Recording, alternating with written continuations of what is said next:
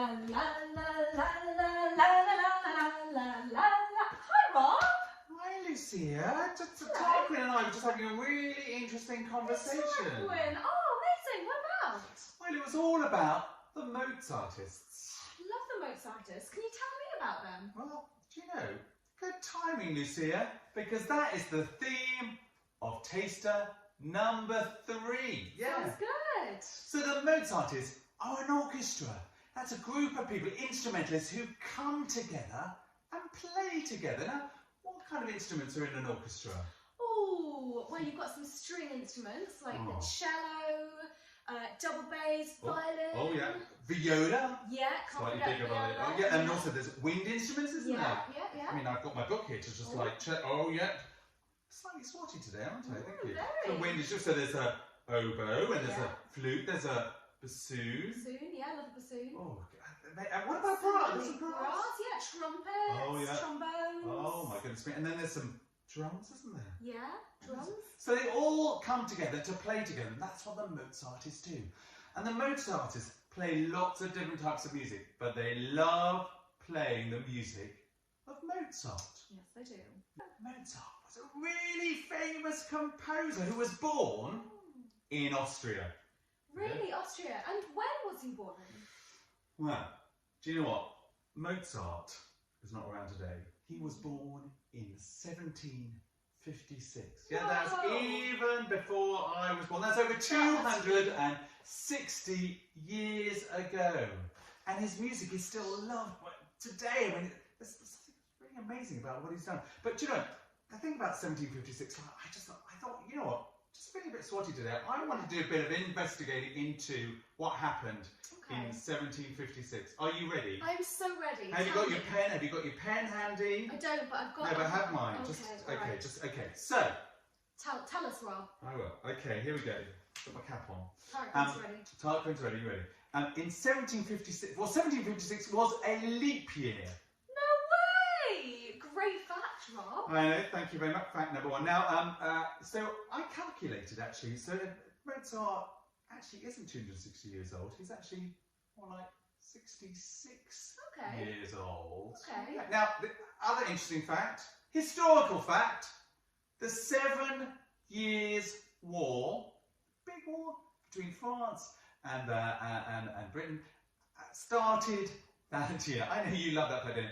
Yeah, it was a big, great fact, Rob. George II, I know you were at the edge of your seat. George II was king during that time. Now, George II was the last king who was born abroad. Thank you. I am full of information today. Yeah. Now, another fact, next fact. Okay, is fact this number 4.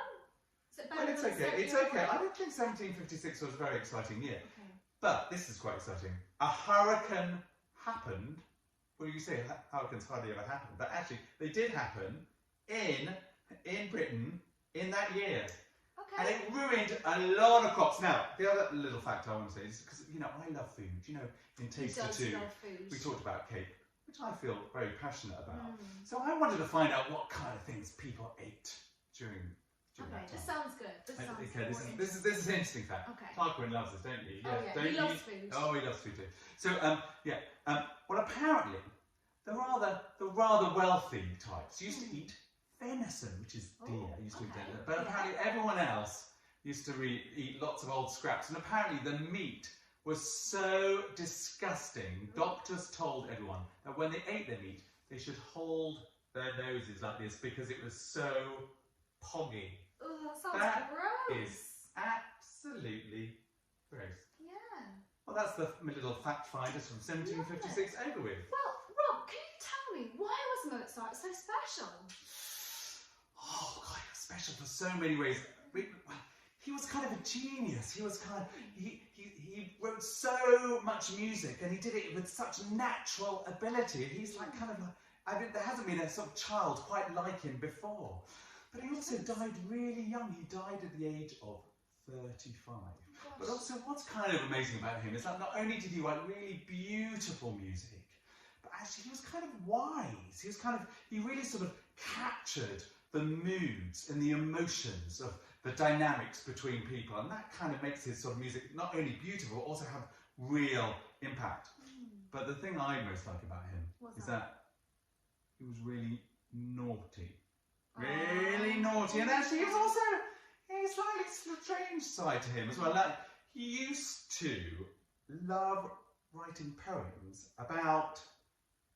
You bracing yourself for this? Okay. Poo. Poo, that's Oh, gross. God, that is... Mozart. So, you know, Mozart was a colourful character, kind of an inspirational character with, you know, another side to him. Yeah. Interesting guy, interesting guy. Now, what's amazing, that he wrote so many pieces of music. So many. He wrote over 600 pieces of music. Now, I can't imagine what it's like. I mean, if I have to write an essay or anything, it takes me forever. This guy, I mean, you know, from the age of, you know, a little lad, he was composing some incredible pieces. I mean, he wrote over 21 operas or stage pieces. You know, just, you know, operas are like just plays, musicals, something like that. He wrote 41 symphonies. That's what these orchestras play together. When they all play together, they play symphonies. But people think that he wrote even more than that. There's sort of works which we still haven't discovered. I mean, it is incredible what he did.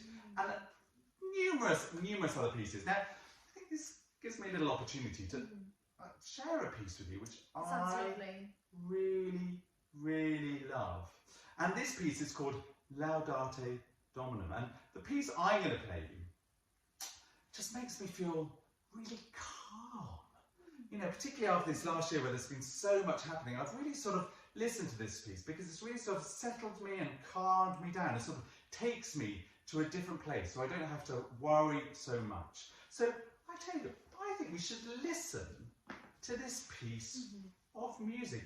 It's about a minute long, the little clip I want you to play, and I want us to be really comfortable whilst we're listening to it. So, Comfortable, Tarquin? Tarquin's definitely comfortable, and I'm going to sit, so I'm perched nicely on my seat here, and with my feet sort of pressing into the ground, and we're going to play this music now.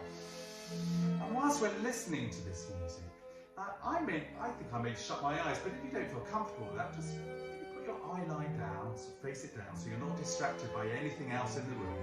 And you're just going to focus on your breath.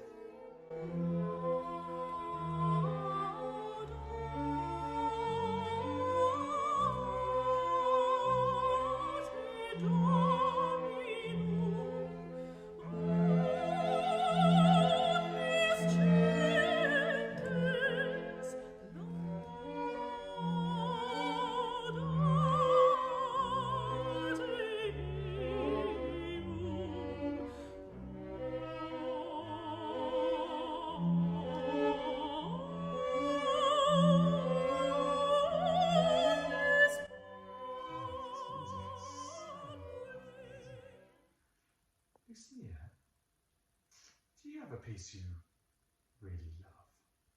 I do, yeah. Oh, Yeah. tell us about it. My favourite piece of Mozart is Symphony No. 1. And shall I tell you why it's my favourite? I want to know. It's because he wrote it when he was only 8 years old. Isn't that amazing? 8 years old, and he wrote this piece of music. And I've got a little video that I want to share with you of an orchestra playing this music. And what I love about it is that you can see all the players and they are communicating with each other and they're all playing different instruments, but they're all creating one beautiful piece of music together.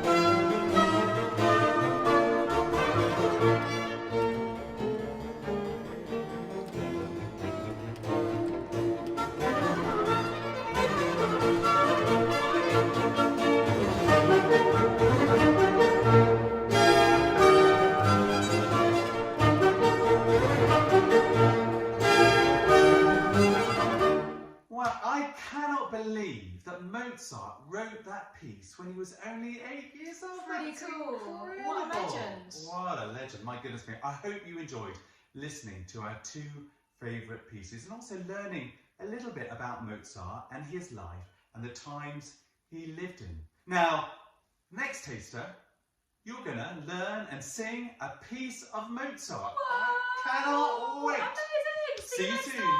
Bye.